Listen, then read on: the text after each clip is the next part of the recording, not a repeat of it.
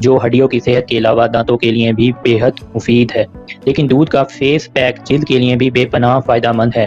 دودھ چہرے کی کلینزنگ، ٹوننگ اور موئسچرائزنگ کرتا ہے، جس سے چہرے کی نمی اور سافٹنس اور چمک برقرار رہتی ہے۔ اب ہم اس کے فائدے ڈسکس کرتے ہیں ون بائی ون۔ نمبر 1 پر ہے رنگت میں نکھار کے لیے۔ 2 چمچ دودھ کی بلائی میں 1 چمچ شہد ملا کر اپنی جلد پر لگائیں۔ اس سے جلد کی خشکی ختم ہوتی ہے۔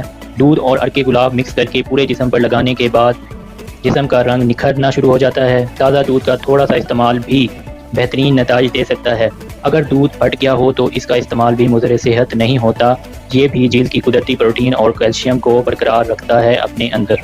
نمبر 2، بڑھتی عمر کے اثرات دور کرنے کے لیے۔ ناریل کو کدوکش کر کے اس کا دودھ نکال لیں اور پھر اس دودھ میں تھوڑا سا عرق گلاب مکس کر کے جلد کے کھلے رہنے والے حصوں پر روئی کی مدد سے لگا کر 20 منٹ تک اس کے سوکھنے کا انتظار کر لیں۔ بعد ازاں